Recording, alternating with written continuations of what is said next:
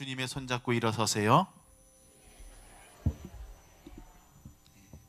다시 한번 우리 다른 분들에게 한 번 더 축복 인사하기 원합니다. 주님의 손잡고 일어서세요. 오늘 예배를 통해서 우리 모두가 주님의 손잡고 일어설 수 있는 은혜가 있기를 주님의 이름으로 축원합니다. 주님의 은혜를 사모하며 함께 찬양하겠습니다.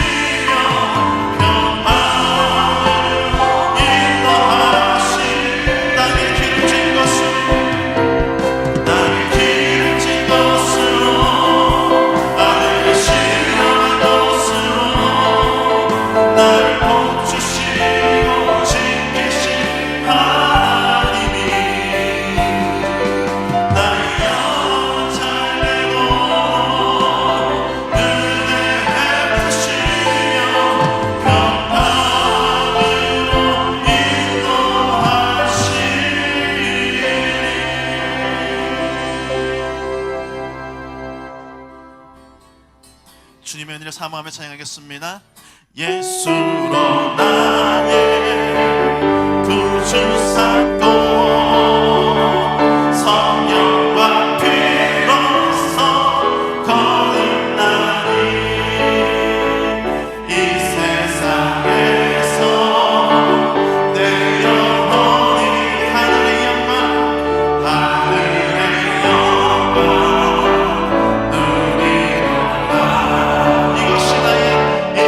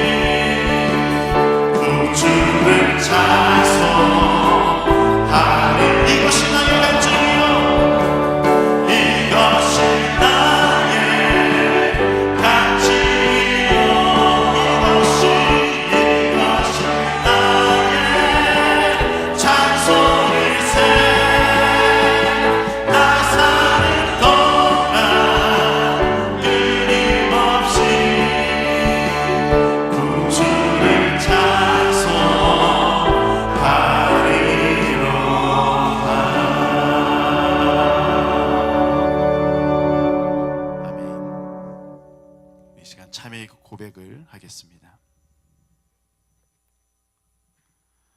우리의 고백을 들으시는 하나님, 그 넓으신 사랑과 자비에 저희들이 부끄러웠던 삶의 모든 순간을 뒤돌아보며 회개합니다. 하나님께서 베풀어 주신 은혜는 많았지만 저희들은 만족하지 못했습니다. 더 많은 것을 원했고 더 높은 자리에 올라가기를 소망했습니다.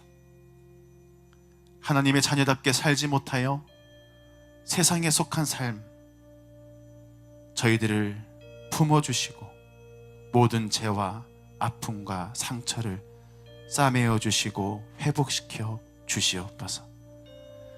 이제는 하나님과 나만이 아는 죄를 겸손히 침묵 가운데 고백하는 참회의 기도를 드리겠습니다.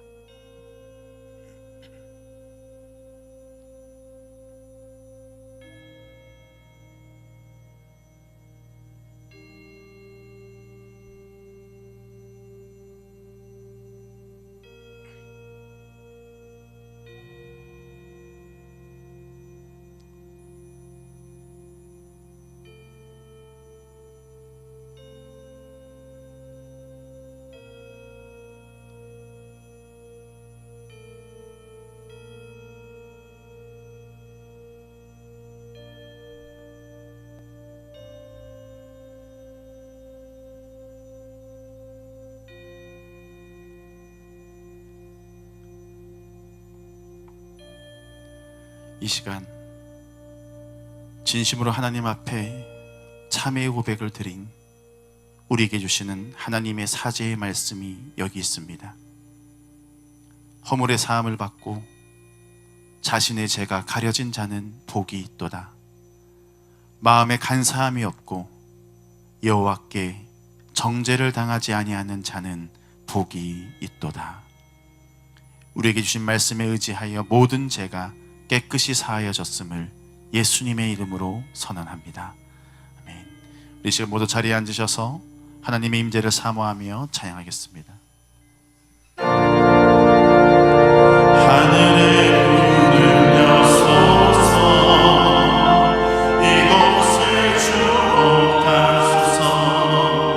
주를 향한 노래가 꺼지지 않으니 하늘을 열고소서. 이곳에 임재하소서. 주님을 기다립니다. 기도의 향기가 하늘에 닿으니 주여 임재하여 주소서. 이곳에 오셔서 이곳에 앉으소서. 이곳에서 드리는 예배를 받으소서. 주님의 이름만이 오직 주의 이름만 이곳에 있으니 이곳에 오셔서 이곳에 오셔서 이곳에 앉으소서. 이곳에서 드리는 예배를 받으소서. 주님의 이름만이 오직 주의 이름만 이곳에 있습니다.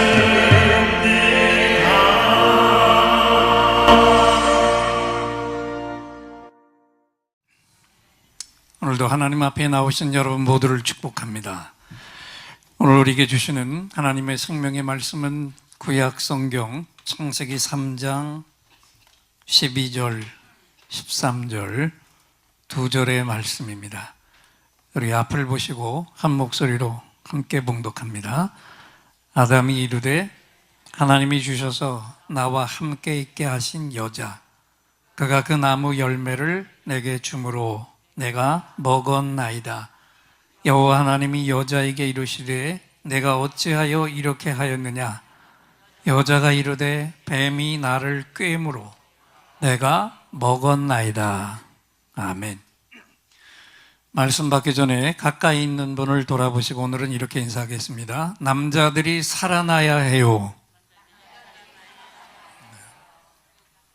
제발 살아 일어나세요. 오늘 우리 하나님께서 왜 남자들이 살아 일어서야 하는가? 이 말씀을 우리에게 말씀해 주실 텐데, 오늘 이 설교가 우리 남자들 생애와 우리 가정 흥망성쇠에 결정적인 계기를 부어줄 것입니다. 아멘.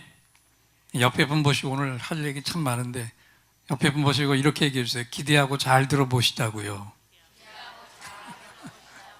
아멘.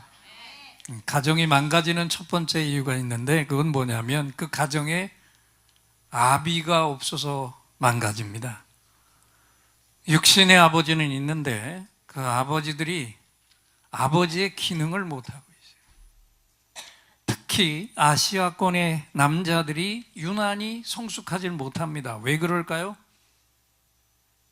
남아 선호 사상, 남전 여비 사상 때문에 어릴 때부터 아들이라고 특별 대우를 받아온 남자들 대부분이 과잉 보호 아래 자라납니다. 그러다 보니까 육체는 성숙해도 정신은 성숙하지 못한 어른 아이의 모습을 모든 남자들이 다 가지고 있어요. 그래서 여기 공감하겠지만 아내가 볼 때 남편들이 어떤 날은 오라비 같기도 하고 어떤 날은 좀 아버지 같기도 하다가 어떤 날은 막내 아들 같이 보이기도 했다가 도무지 종잡을 수가 없습니다. 또 어떤 때 보면 소갈머리가 밴댕이 소갈딱지 같아요. 여자들만 옆 사람을 보고 말해주세요. 이런 남자 제가 잘 알고 있습니다. 여러분, 이게 다 뭡니까? 미성숙의 결과물들이죠. 그럼에도 불구하고 우리 하나님 말씀 말라기서 4장 5절 6절 말씀을 앞을 보고 읽겠습니다.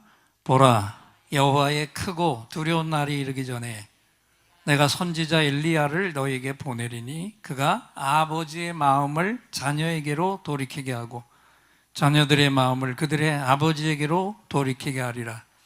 돌이키지 아니하면 두렵건대 내가 와서 저주로 그 땅을 칠까 하노라. 마지막 때 주님이 이 땅에 오시기 전에 하나님께서 선지자 엘리야를 보내주신다고 말씀하셨어요. 물론 여기 엘리야는 우선적으로는 예수께서 이 땅에 오시기 전에 이 땅에 먼저 왔던 세례 요한을 가리키고 있는데, 그런데 이 말씀 속에는 굉장히 여러 가지 의미들이 들어있어요. 근데 그 질문이 하나 있는 겁니다. 왜 하필이면 그러면 세례 요한이라고 하지 않고 엘리야 선지자라고 하셨을까? 우선 우리가 먼저 생각할 것은 있습니다. 엘리야의 반대가 뭐죠? 누구예요? 엘리야의 반대는 이세벨이죠. 이세벨이 누구였습니까? 한마디로 말하면 여장부의 대표자입니다. 남자를 휘어잡는 대표자였고 남자의 잠재력을 처참하게 짓밟아 뭉그러뜨려 버린 대표자가 이세벨입니다. 엘리야 시대에 북이스라엘의 왕이 아합이라는 왕이었는데 이 아합은 북이스라엘 왕조, 남왕조 다 털어서도 가장 흉악한 왕이었고 최고의 바알 숭배자였습니다. 강제로 백성들에게 바알과 아스타롯을 섬기게 했는데 그 서술 앞에서 이스라엘 백성들 모두가 다 꼼짝 못하고 두려워 떨었어요. 그런데 그렇게 위대한 왕도요, 한 여인의 치마폭 안에서 헤어나지를 못했어요. 그 왕비가 바로 이세벨이었습니다. 이세벨은 남편보다도 한술 더 뜬 아주 간악하고 사악한 여인이었어요. 모든 우상 숭배의 주범이었고 남편 앞에서도 기세가 등등했습니다. 그래서 아합 왕은 나라를 다스리고 있었지만 집안의 실세는 자신이 아닌 왕비 이세벨이었습니다. 그 증거를 우리가 성경 속에서 똑똑히 좀 보겠습니다. 엘리야 선지자가 혼자서 갈멜산 위에 850명의 이방 선지자 모두를 죽이는 승리를 합니다. 그리고 나서 또 어떤 일을 합니까?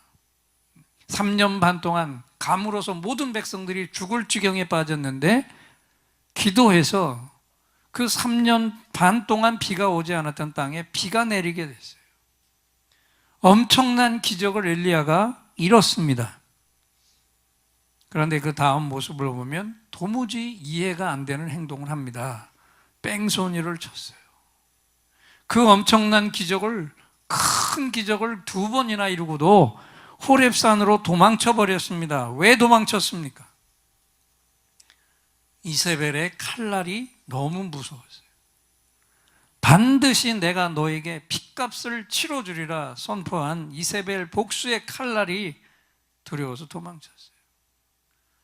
하나님 능력으로 그 큰 승리를, 위대한 승리를 해놓고도 한 여인이 두려워서 도망을 쳤다니까요.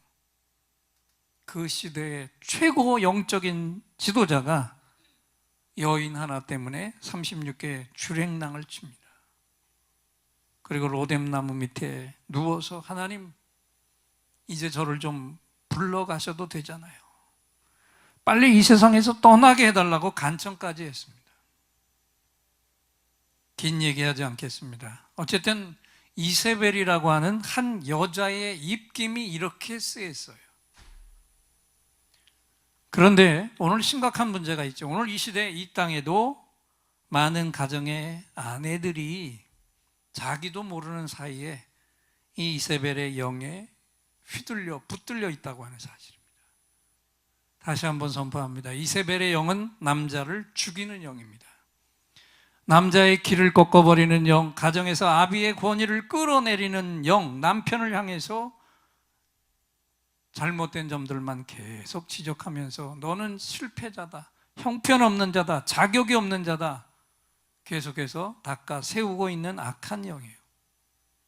그런데 남편만으로는 모자라는지 아들들까지 치마폭에 담아둬야 만족을 하는 영이거든요. 여러분 한번 생각해 보십시다. 왜 많은 남편들이 결혼을 했는데 어머니 치마폭에서 헤어나지 못하고 있습니까? 왜 많은 남자들이 가정의 가장이 됐는데 아내에게 잡혀서 살아가고 있을까요? 그렇게 사는 게 편해서요? 그렇게 하는 게 가정이 잘 되는 일이라서요? 절대로 아니거든요. 속으면 안 됩니다. 이유는 다 한 가지뿐이에요. 이세벨의 영 때문이에요. 엘리야의 영으로 이세벨의 영을 결박하지 못했기 때문에 그런 거예요. 오늘 예배를 드리는 우리 예인들 가운데 여자 교우 여러분, 기분 상하지 말고 잘 들으세요. 이세벨의 영이 득세하는 것은 결코 내 가정을 세우는 게 아닙니다. 내 가정을 무너뜨리는 겁니다. 그래서 우리 가정 안에서 이세벨의 영은 죽고 엘리야의 영이 살아나야 할 줄 믿습니다. 가정 안에서 남자가 살아 일어나야 돼요. 지금 이 땅을 보세요. 남자다운 남자를 찾기가 참 어려운 시대가 됐습니다. 왜냐하면 꽃미남이 활개치는 시대가 됐어요. 남자의 미용 산업이 최고 성황을 누리고 있습니다. 남자의 화장 시대, 피부 관리 시대, 남성 화장품들이 날마다 새로운 게 쏟아져 나오고 있어요. 정확히 진단하면 남자가 여인이 되고 있는 거예요.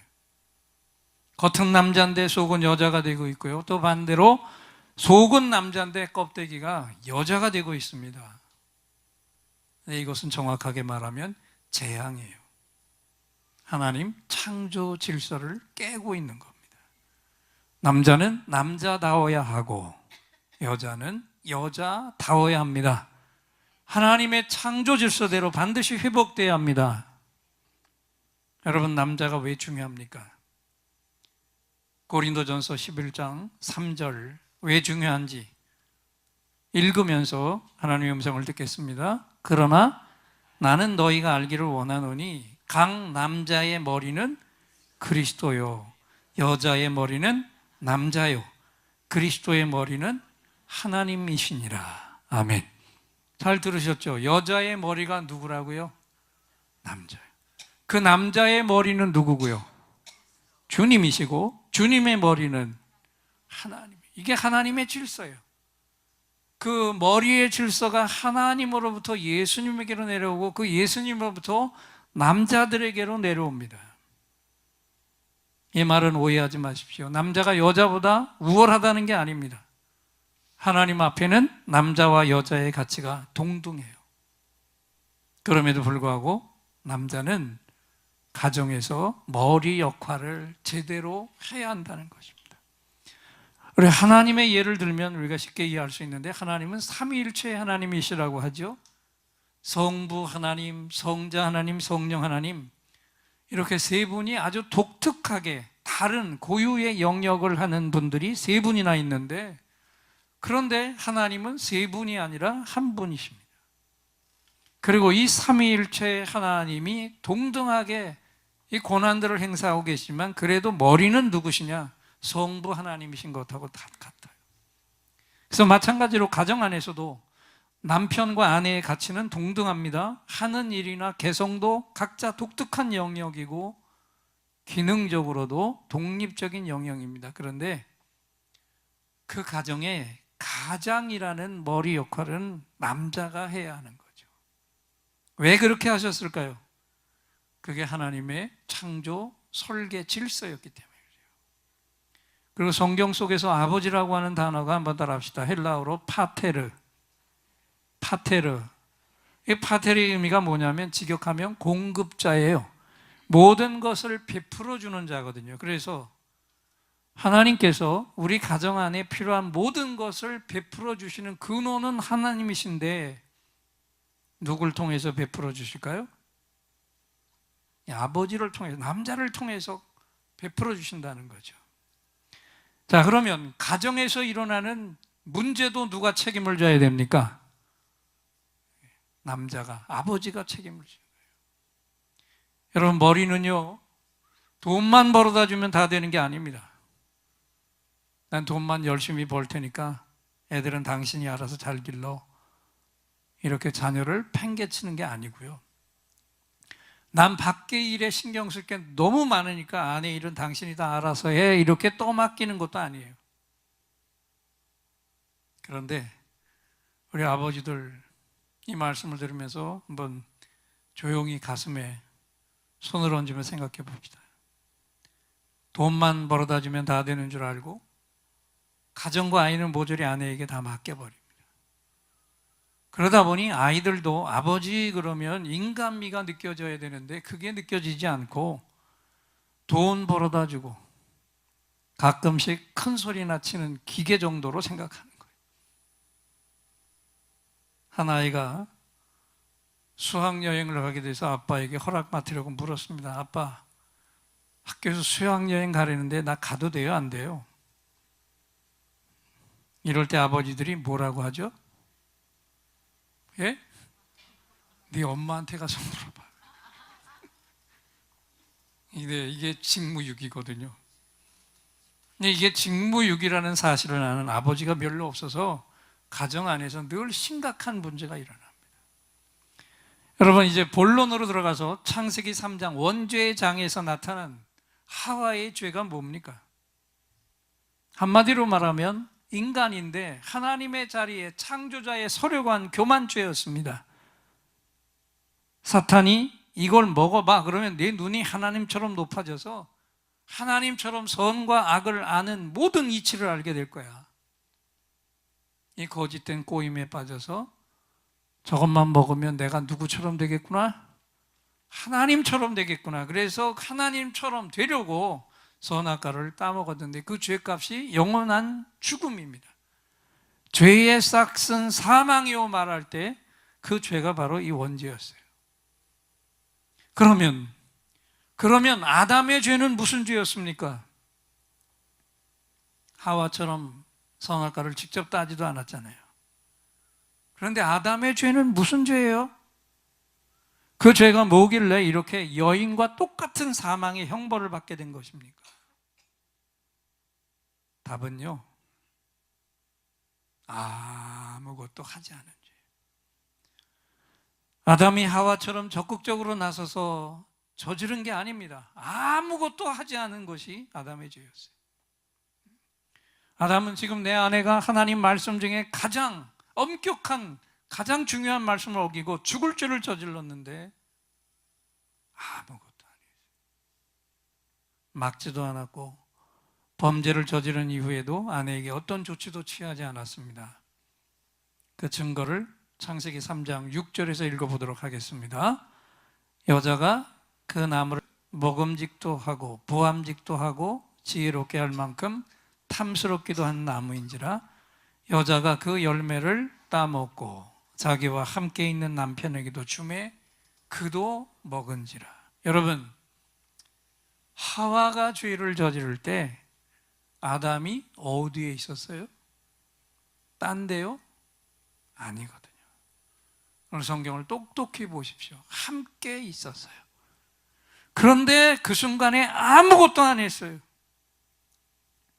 아내가 저지른 대로 똑같이 그 죄 속으로 같이 들어갔고 그것을 막지도 않고 반대하지도 않았습니다. 아내를 권고하지도 않았고 아내를 회개의 자리로 이끌지도 않았어요. 이것이 아담의 죄악이었어요. 가장의 역할을 포기한 겁니다. 분명히 기억하십시오. 에덴 동산에서부터 남자가 여자에게 쥐어 살기 시작했어요. 이제는 저들이 범죄한 이후의 모습을 좀 볼게요. 하나님이 아담을 부르실 때 아담은 뭘 했습니까? 뭘 했어요? 뭐 했어요? 숨었죠. 숨었어요. 그런데 잘 보세요. 많은 남자들이 지금도 비겁하게 잘 숨잖아요. 책임을 져야 할 자리에서 책임을 지지 않습니다. 자기 책임인데 떠넘기기를 잘합니다. 특히 누구에게 잘 떠넘겨요?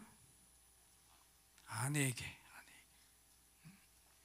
옆에 분을 보고 이번엔 여자들만 얘기해 보세요. 제가 이런 남자 잘 알고 있습니다.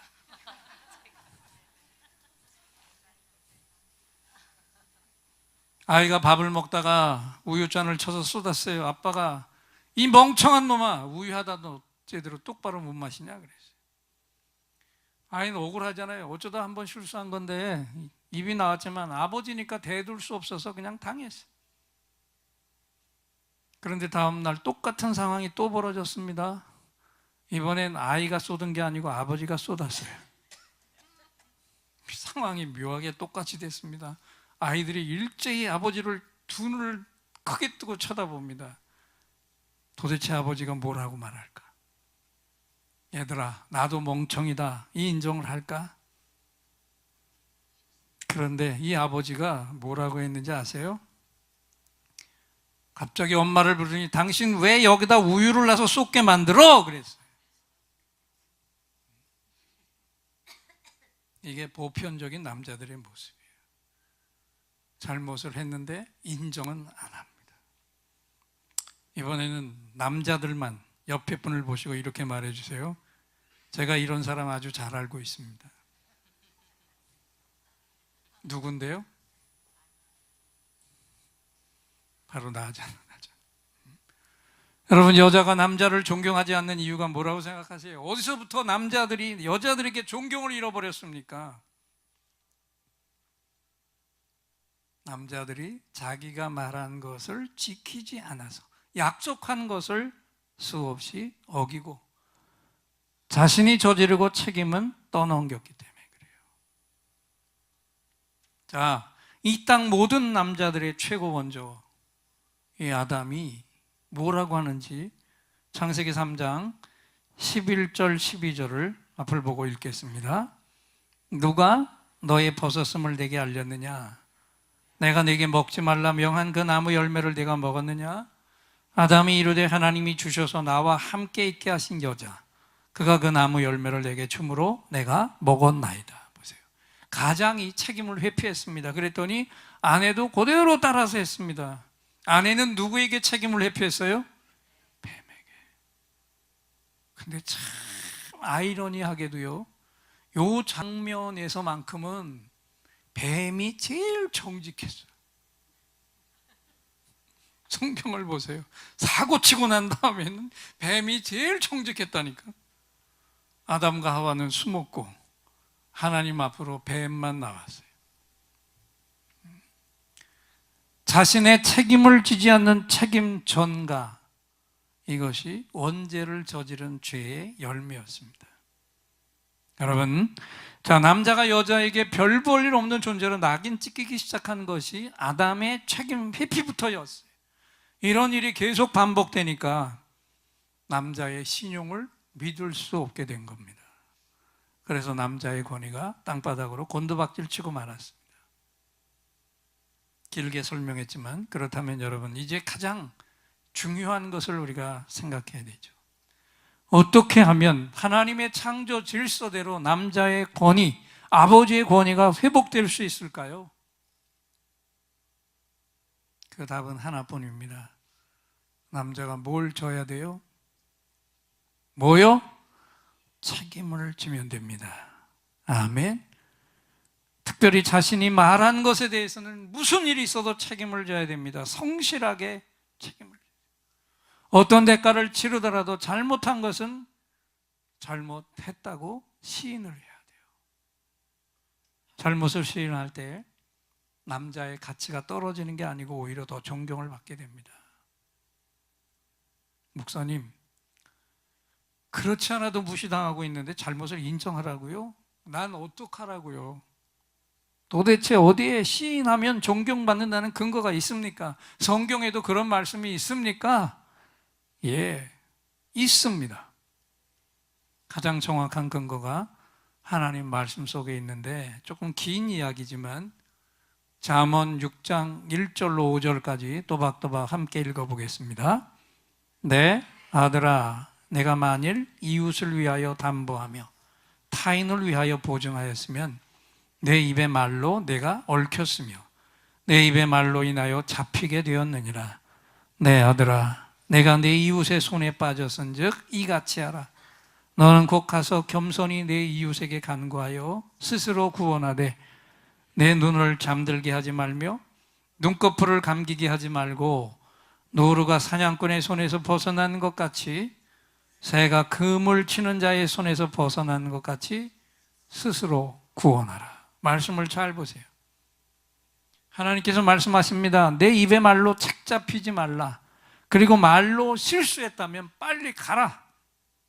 그 상대방에게 가서 겸손히 간구하라. 그래서 내 자신 스스로를 구원하라. 그러면 노루와 새가 올무에서 벗어나는 것 같이 내가 자유할 것이다.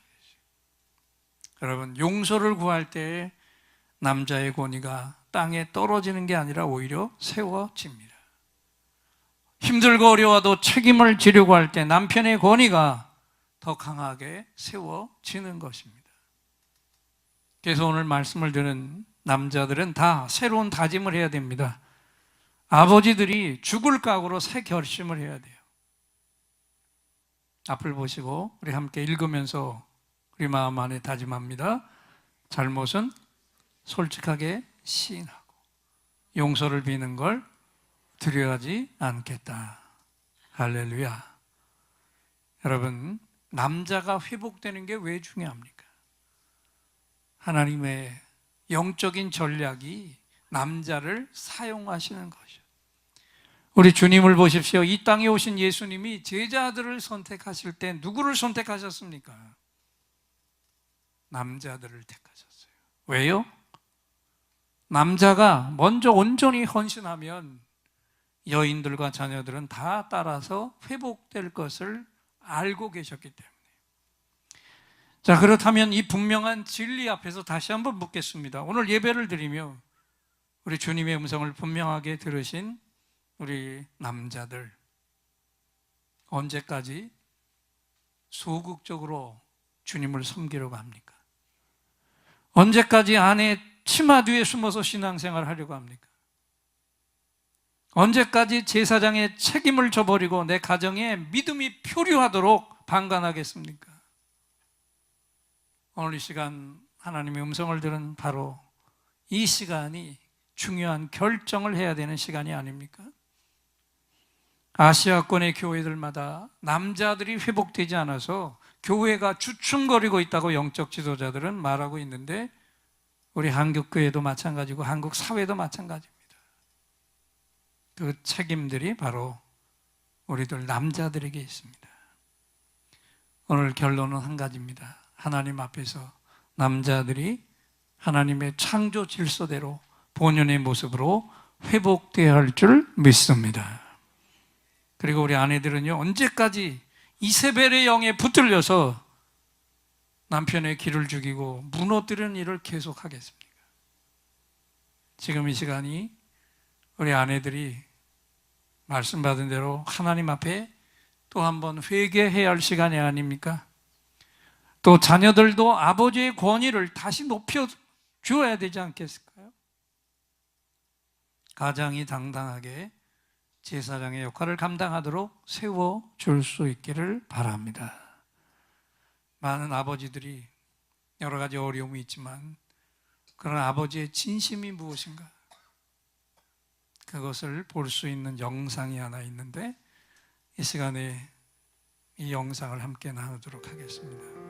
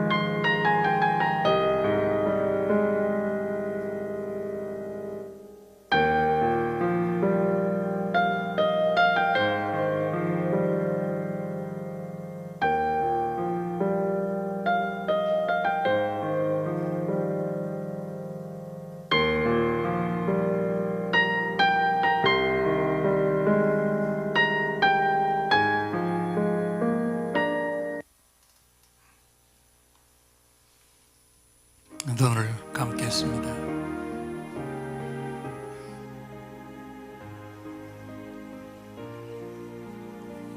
아버지들이 어떤 존재인가?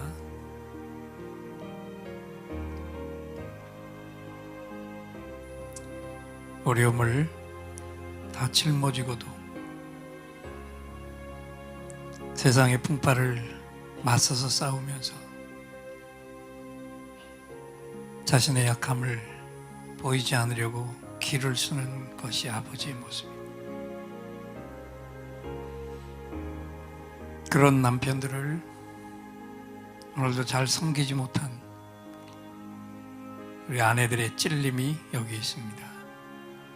또 우리 아버지들이 이렇게 모든 것을 한다 할지라도 오늘 성경의 원리대로 하와가 원죄를 저질렀을 때 그 책임은 남편에게 있었습니다. 남편의 갈비뼈로 아내를 만들어 남편에게 맡기셨기 때문에 원죄는 곧바로 두려움으로 바뀌고 하나님을 피해 숨게 했습니다. 자기 책임을 전가했고 가정의 질서까지 파괴하면서 이세벨의 영이 가정 안에서 득세하게 만들었습니다. 말씀을 들은 남편들, 오늘 하나님의 질서를 회복해야 합니다.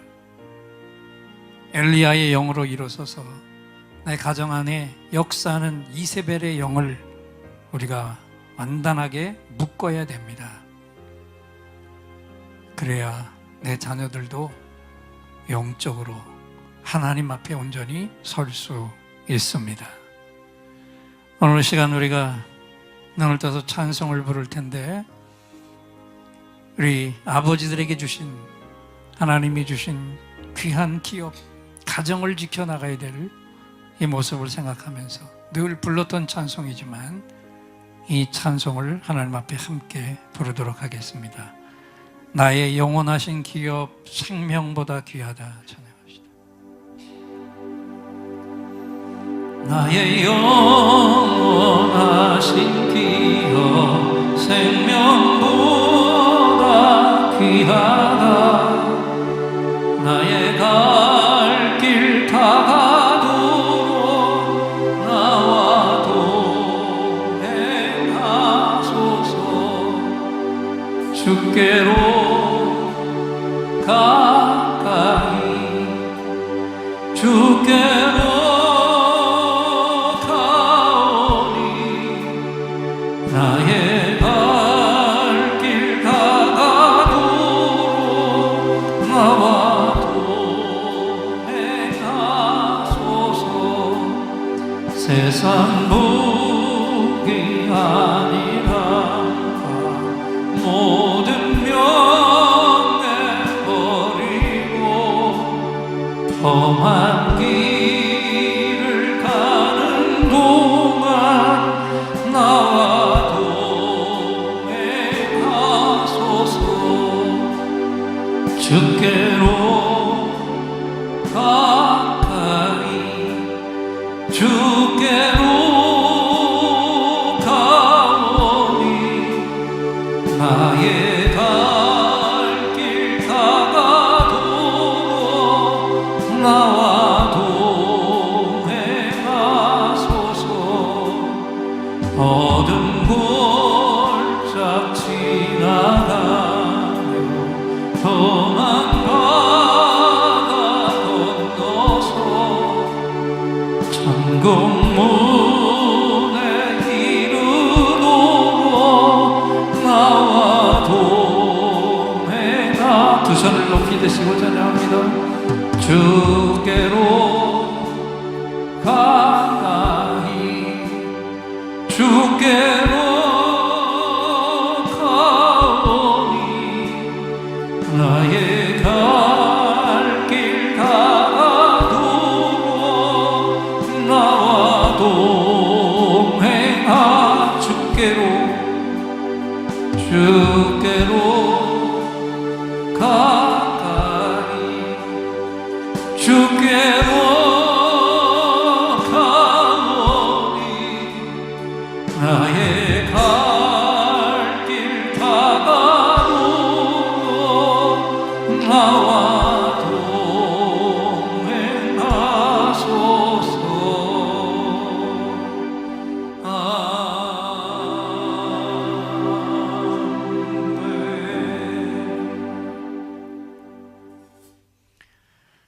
하나님, 남자들이 살아 일어나도록 말씀을 주셨습니다. 그래, 남편들이 가정의 권위, 가정의 제사장의 권위를 온전히 회복하게 하옵소서. 아내들 겸손한 무릎을 주님 앞에 더 꿇게 하시고, 부족한 것이 많은 남편을 위해 더 기도하게 하시고, 가장들의 영적인 헌신을 내다보며 기도하게 하시고, 그 응답을 속히 받게 하옵소서. 예수님의 이름으로 기도합니다. 아멘. 오늘 이 하나님 아버지께서 남자여 일어서라, 이 말씀을 친히 선포해 주셨습니다. 우리 예인들의 감사합니다. 할렐루야 박수로 화답하겠습니다.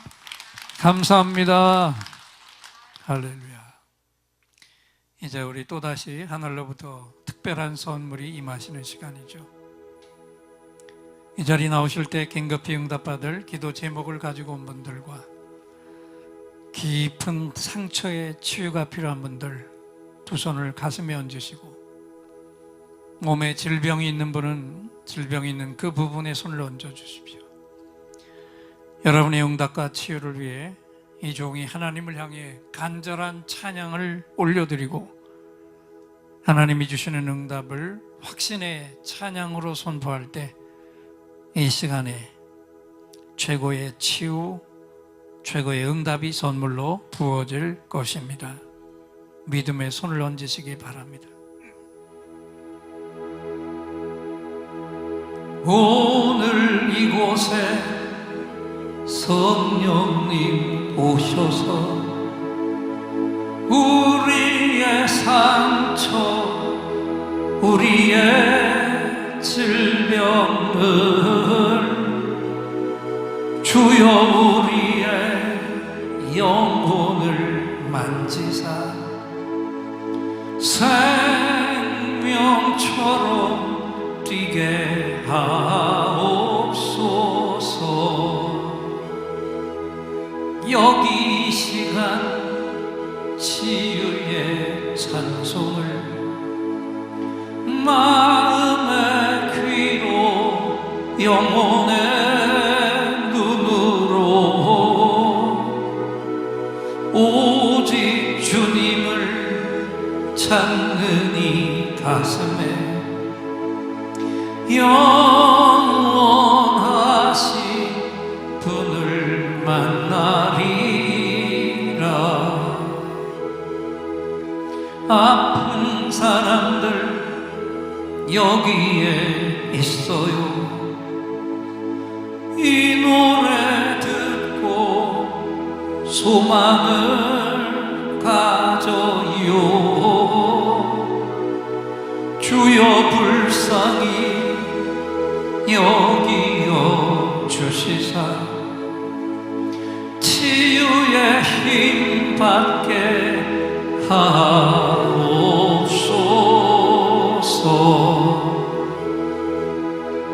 내가 너에게 치유를 주노라. 세상이 빼앗을 수 없는 치유를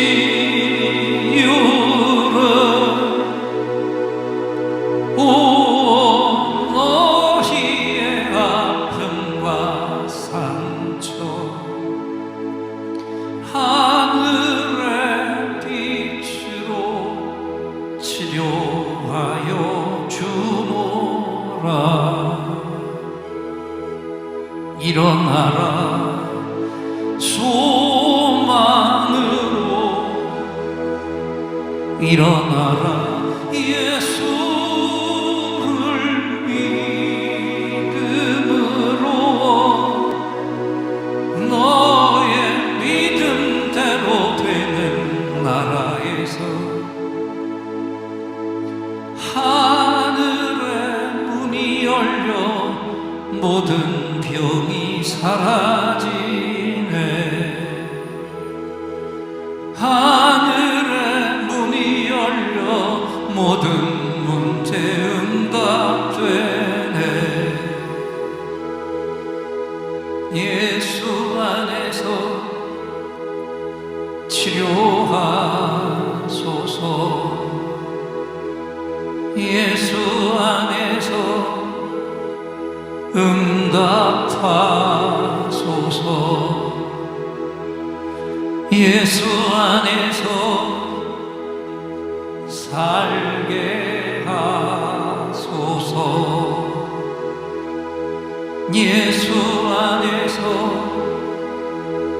일으키소서.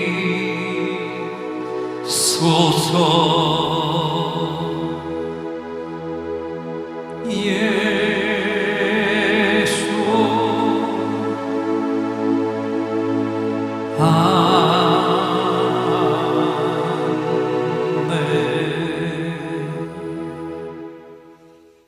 내가 채찍에 맞음으로 너희가 나음을 입었도다. 다 함께 우리 마음을 담은 예물 하나님 앞에 드릴 때 김향숙 집사님 찬양.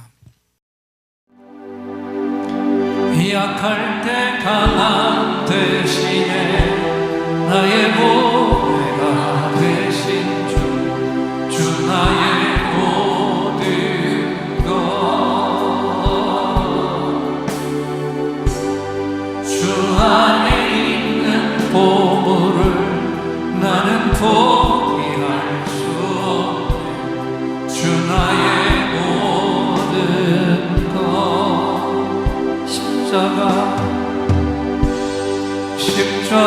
죄 사하셨네. 주님의 이름 찬양해.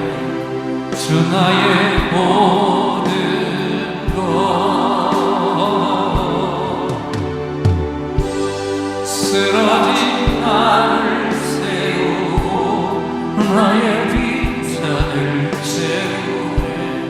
주 나의 모든 것. 두 손을 높이 드시고 예수 어린 양 존귀한 이름. 예수 어린 양 존귀한 이름.